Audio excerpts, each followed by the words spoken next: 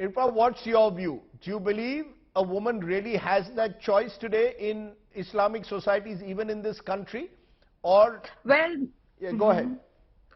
Well, Mr. Rajdeep Desai, I am a Muslim woman sitting right here in front of you and not wearing a hijab. So I guess we do have the choice. And for 1 millionth time, Muslim women do not need saviors. We do not need men and people coming from all sides of the society and saying, we want to save you.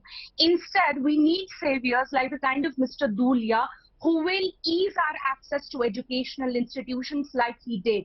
It's actually quite ironical that people who on one hand pretend to save Muslim women from patriarchy also happen to be the same women who would want more and more restrictions on the right of Muslim women to clothe themselves when they access educational institutions.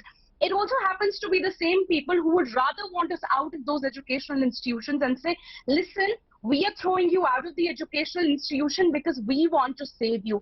No, they are calling for uniformity. In fact, they are calling what the Justice Gupta argument is uniformity. That if other schools, that no special provisions can be made for any religion when it comes to dress code. You see, when it comes to uniformity, we cannot have a kind of uniformity that does not take into account the diversity.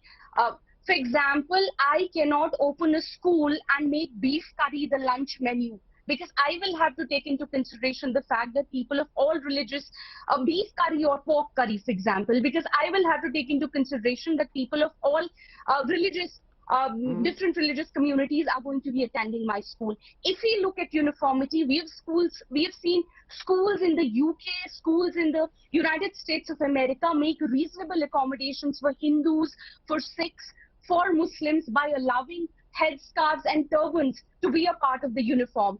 Reasonable accommodation is a perfectly acceptable way, and it's a perfectly acceptable thing in a uniformity. It does not, in fact, it brings more diversity into uniformity. Mr. Dhulia, You know, very interestingly, you use the word reasonable accommodation. Justice Gupta used, of course, reasonable restriction as he saw what the Karnataka schools were doing. But Zakia, Soman, can this fit in with your, when you stood up against triple talaq? Many saw triple talaq as being essentially patriarchal, essentially being anti-woman, therefore it had to go. Does the same rule apply to hijab in your view? You're not wearing a hijab, neither is Irfa. Yeah, so I think here the situation is somewhat different, and the girls are caught between the crossfires of patriarchy masquerading as religion on the one hand, and the insidious politics of religious polarization on the other. And what we are playing with here is the future of the girls. Right to education is a fundamental right, as is right to privacy and right to freedom of expression.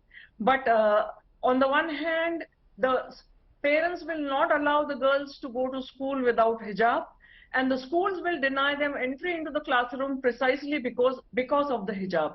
So I think here the parents, the society, the community, the education institution, even those sitting in power, everybody is being unfair to the girls.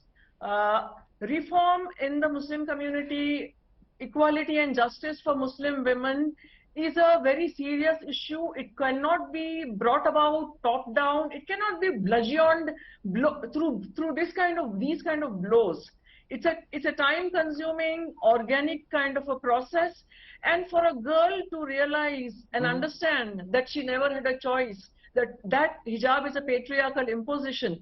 For a girl to understand that, she has to undergo the journey of education, of empowerment. Do you see it as a patriarchal, ma'am? Do you see it as a patriarchal imposition?